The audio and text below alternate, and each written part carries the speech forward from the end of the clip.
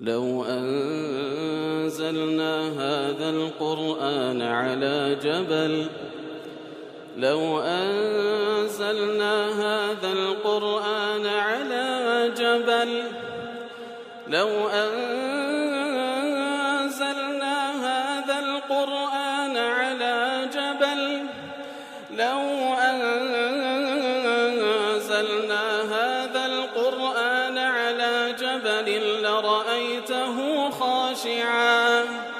لرأيته خاشعا متصدعا من خشية الله وتلك الأمثال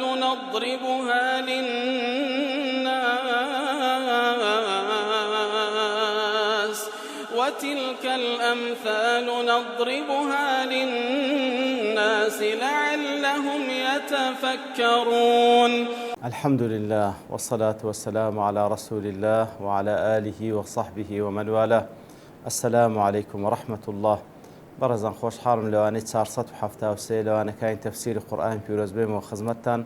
ومبس رزامن دي رب العالمين وهوادان اوي ازيز سودي لور بقرن. أعوذ بالله من الشيطان الرجيم. بسم الله الرحمن الرحيم. والسارق والسارقة فقطعوا أيديهما جزاء بما كسبا نكالا من الله والله عزيز حكيم. والأخوة شويستان أوقاتك لو أنا راب رجل خزمتي دابون خواهي قول باس لحد دزيدك والسارق والسارقة أو بياو أو آفتك ودزيدك فقطعوا أيديهما دستيان ببرنا وكو باس مانكر كوال لما تساتشيان نوغ لآنيشتيان وكو لسنة بيان صلى الله عليه وسلم بيان كرا جزاء بما كسبا سزاي أوي كوا أو كارا خرابي أنزام دا نكالا من الله عقوبة وهروها بابلين طول السنة ويقللان رب العالمين لو بيبتع عبرد لبو غير خوشي والله عزيز حكيم. الله سبحانه وتعالى عزيزة خاوەن توانا و دەسەڵاتە و ئەوەی بێوێ ئەنجامی دەدا هیچ هێز و توانا و دەسەڵاتێک نییە بەرامبەر بە ویستی ئەڵڵا بوەستیتەوە حەکیمە هەموو شتێک لە جێگای خۆی دادەنێ. تر لە دەربارەی ئەو ئاەتە دیارە زۆر شتێ وەکو زانایان باسییان کردە لەوانە دەربارەی والله عزيز حكيم وەکو دەفەرمون والله تعالى غالب على أمره. الله سبحانه وتعالى أو فرماني كديوي جيب جيدك حكيم في شرائعه وتكاليفه لشريعتك ولتكليفك كرسر بندكاين دانا حكيمة كاربجي سبحانه وتعالى. تفسيري منار باز لودك هذا وقد كانت العرب بدوها وحضرها كواتا عرب أوانيك ولا بدولا دەوروبەر و دەشتەچیەکانیان و ئەوەی کەوا لە ناو شاریشیان نیشتەجێبوون تفهم الكثير من وضع أسماء الله تعالى في الآيات بحسب المناسبة كواتا ئەوان ئەو کاتی ساک تێدەگەیشتن کەوا فلانە ناو لە ناو پیرۆزەکانی خوای گەورە لە فلانە ئاەت لەگەڵ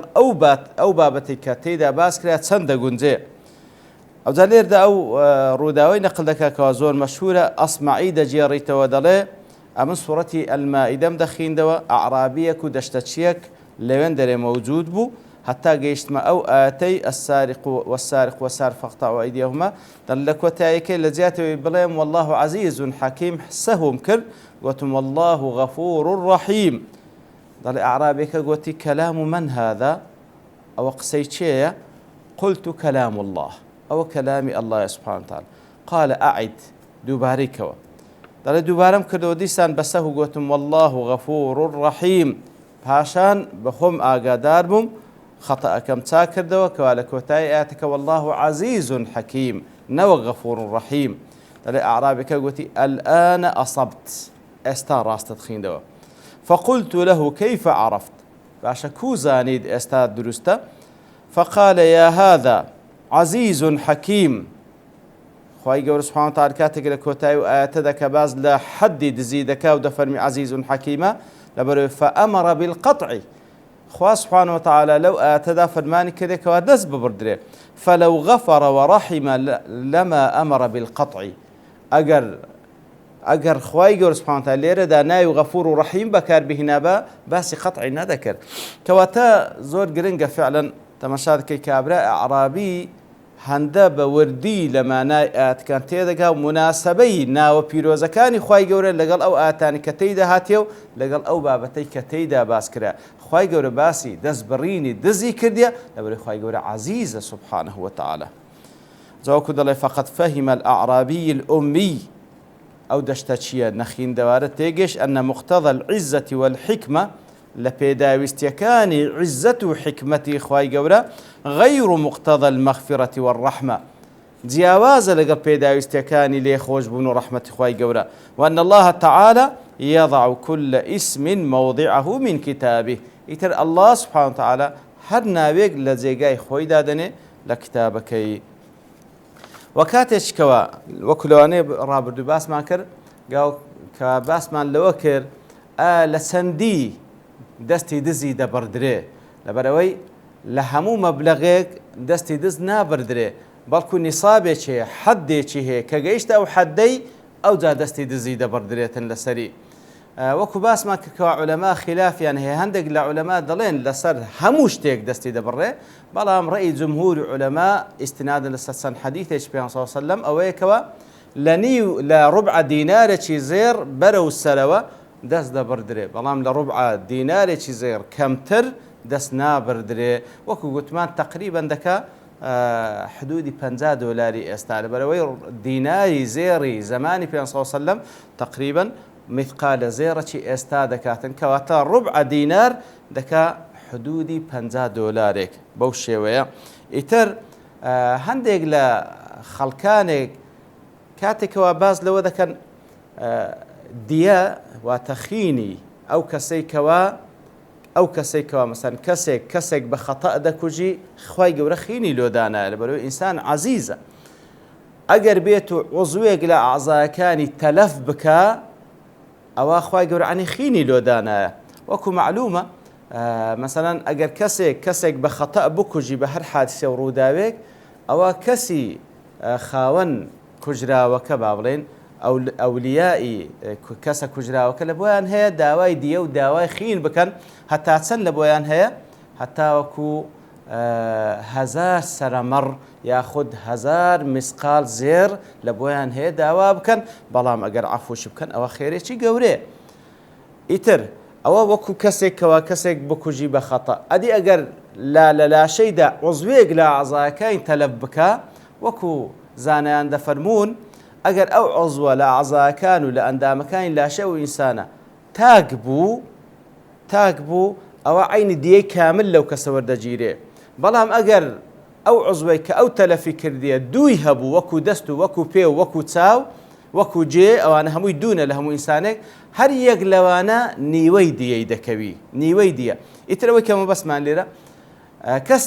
دەستی کەسێک تەلەف بکە یعنی ئەو دەستەی وای لێوێ بە کەلک نەبینێ ئەوجا ببڕدرێتەوە یاخود نەتوانین بەکاری بینی و سەقەتی بکە ئەوە دیەکەی خینەکەی ئەوەیەکەوە 500 مسقال زێر لە بۆی هەیە داوا بکە 500 مسقال زێر تەمان ئەگەر عەفوش کرد ئەوە خێرێکی زۆر گەورێ جا لێرە هەندێک لە زانایان والله ئەعلەم یاخود هەندێک لەوانەی کە ئەو کات باسییان لەو بابەتانە کردیە یعنی وەکو شێوازێک لە ئاعتیراز دەڵێن باشە لەبەر چ خینی دەست یان گەر دەستی کەسێک تەلەف بکاتن بە خەتە ئەو کەسە لە بۆی هەیە 500 مسقال زێر داوا بکە لە کاتێکدا کەسێکەوە دزی دەکاتن ئەو دزیەی ئەگەر بەقەدەر ڕوبع دینارێکی زێڕبی واتە ڕوبع مسقالە زێڕێک بیتن ئەو دەستە دەبڕدێتەوە وەکو ئاعتیرازێک وا باز دەکەن دیارە زانایانی تێژ وەڵامیان دەنەوە لەوانە وەکو عەبدولوەهابی مالیکی زۆر وەڵامێکی جوان داتەوە بەڵێ دیە و خینی دەستێک 500 مسقال زێڕە بەڵام لەسەر ئەوەی کەوە ڕوبع دیناشی زێر دزیە دەبڕدرێ جوابشی زۆر جوان داتەوە عەبدولوەهابی مالیکی دەڵێ لەما كانت ئەمینە كانت ثەمینە کاتێک ئەو دەستە ئەمینە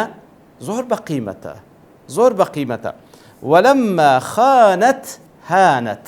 بەڵام کاتێکەوە ئەو دەستە خیانەت دەکا بێقیمەت دەبی، ئیهانە دەبی، قیمەتی نامینێ لەسەر ڕوبع دینارێکی زێر ئەگەر لەسەری ثابت بوو ئەوە دەبڕدرێتەوە. هەروها لەسەر بابەتی دەستبڕین شەیخ الئیسلام ئیبن تەیمیە ڕەحمەتی خوای لێبی لە کتابی السیاسة الشرعیە دەڵێ وأما السارق فيجب قطع يده اليمنى کەسێک کەوا دزی لەسەر ئیسپات بوو پێویستە دەستی ڕاستی لە مەچەکەوە ببڕێ بە بەڵگەی قورئان و سنە و ئیجماعی عولەما لە بەرەوەی خوای گەورەی والسارق والسارقة إلى آخر آتەکە.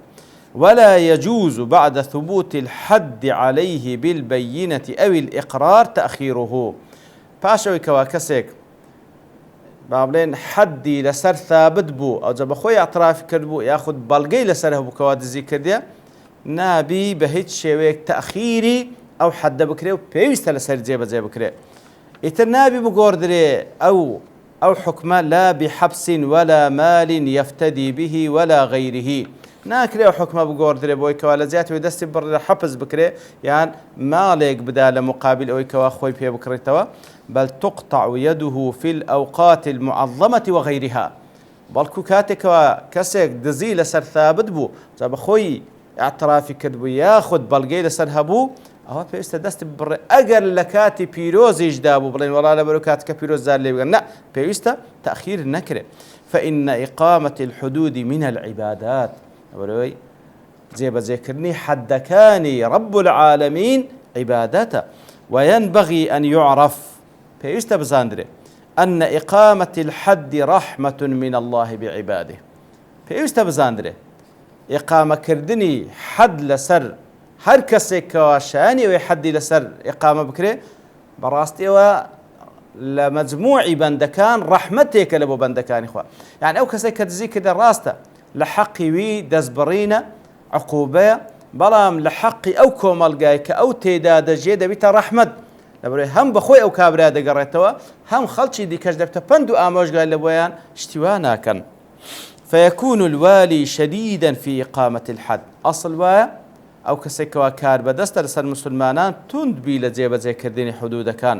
لا تأخذه رأفة في دين الله فيعطله. پێویستە لانی بەزەیی نەیگری بەوەی کەوا دینی خوا و حەدێک کە لە دینی خوای گەورە هەبێتن ئەو تعطیلی بکە وڵاتیە دڵم نایە. ويكون قصده رحمة الخلق بكف الناس عن المنكرات. وكاتش كوا كار بدست أو حدد جێبەجێ دەکا بەو مەبەستە جێبەجێ دەکاتن کەوا ڕەحمەتە لە بۆ هەموو خەڵکی لە بۆ مجتەمع و ئەو کۆمەڵگای کە تێدا دەژێن بۆی کەوا خەڵکی ئەو خەڵکە خراپەکاری کەوا دەوێت خراپەی بکاتن ڕێگریان لێ دەکا. لا إشفاء غيظه. بەو مەبەستە ئەنجامی نادا و حاکمە لە بۆی تووڕەبوونی خۆی جێبەجێ بکە وإرادة العلو على الخلق لۆی بیسەلمێنی کەوا ئەو دەسەڵاتی هەیە بەسەر خەڵکی نا بل بمنزلة الوالد إذا أدب ولده. لەو ڕوانگەیەوە جێبەجێ حەدەکانی خوای گەورە دەکا وەکو بابێک کاتێکەوە دەیەوێ منداڵەکەی خۆی تربیت بدا. فإنه لو كف عن تأديب ولده چونکە ئەگەر بابێک ئەگەر منداڵەکەی پێویستی بە تربیەتدان بوو ئەگەر بێت و تربیەتی نەدا و سزای نەدا لەسەر شتێکەوە پێویست بوو سزای بدا كما تستر به الأم رقة ورأفة هەروەکو عادەتەن داگ دەیەوێت منداڵەکەی لە پەنای خۆی بنێ پاشەوەیکەوە باب دەیەوێتن تربیەتی بداتن طبعا نەک وەکو حدودی تربیەتدانی منداڵیش دیارە یعنی نەک ئیهانەی ئەبابڕێن بۆ شێوەیەکەوە سەقەتی بکانەوە یان لە دومچاوی بدەن نە بە شێوەیەکەوە وەکو تەئدیبی دەڵێ ئەگەر بێت و بابێک تەئدیبی منداڵی خۆی نەکاوەکەوەیکەوە خۆی لە پەنای داچی بنێ لە فەسەدە الولد منداڵەکەی خۆڕەوشتی تێک دەچی. وإنما يؤدبه رحمة وإصلاحا بحاله كواتك أو باب ديو التأديب بكا لبو أويا كواوكو رحمتيكو لبو إصلاح حالي أو كريبكاتن ياخذ أو كتيبكاتن تاو كل مستقبلي باجبي مع أنه يود ويؤثر أن لا يحوج إلى تأديب. خب عادة باب تمنى دكا كوا محتاج نبي بيست بوي نبي كوا بوشوي التأديب بكا بلام هندي حالته ناتارة وبمنزلة الطبيب الذي يسقي المريض الدواء الكريه وكو أو دكتوري كوا ناتارة درمانشي طالب داتا نخوشكي وهكذا ينبغي أن تكون نية الوالي في إقامتها. لو بيوستا كار بدستي مسلمان كاتك كدي إقامة حد بكاتن بونية كوا رحمة بي لبو ملتكي وهرو هالبو تأديبي أو كسب كاتنو خلش كش بندو آموج قال لي وربقري. فإن من كان قصده صلاح الرعية يتر هر كار بدستك مبستي وبكوا ملتك وكمالقاكي خوي تاق بكا والنهي عن المنكرات ريقريان لبكا لخرافكاري بجلب المنفعة لهم أو يبي بكري لمنفعة لبويان بيني ورفع المضرة عنهم أو كزرري لبوان هي لا يبدأ وابتغائه بذلك وجه الله تعالى ومبستشي رزامندي رب العالمين بي وطاعة أمره يتر مبستي زي بذكرني فرماني الله بي ألان الله له القلوب يتلبران برجدا الله سبحانه وتعالى ضلي ملتك لبوي نرم دكاتن وتيسرت له أسباب الخير وهموه كاركان خير لبوي آسان دكا وكفاه العقوبة اليسيرة يتر لو حالتي وايلي دي بعقوبيتي كم أوي ديوي لكم القات زي بزيد بي أوي كوا ديوي وقد يرضى المحدود إذا قام عليه الحد حتى وادك أخوي قورا أو كسك إقامة حد يشل سردكري مضلي راضي بلوي كوا كار بدستك زي بزي كردي وأما إذا كان غرضه العلو عليهم بلام أجر ما بستي وبكوا خوي بسريان بستبيني وإقامة بأسه تصلاتي خوي بسريان نشام دا ليعطوه تاوكو بيدنه أو ليبذلوا له ما يريد من الأموال إن عكس عليه مقصوده ياخذ لبوي كوا أويك أو ديوي لمال وكو ضريبة ليان وربقريو خوي بسريان بستبينيو وهروها إهانيان بك أويك أو ما بستيتي عكس دبيتو بهش ضلي أو ملة لبوي نرم نابي ملكز ناب لبوي خوش يان نابي وهروها ديالا نمونج للتاريخ زوري بلام لبرتا وابوني كان لير دوستين ببشتواني رب العالمين لواني داهاتو دينو أو بابتتا وذكين. وصلى الله وسلم على نبينا محمد وعلى آله وصحبه أجمعين وآخر دعوانا الحمد لله رب العالمين. لو أنزلنا هذا القرآن على جبل لرأيته خاشعا متصدعا من خشية الله وتلك الأمثال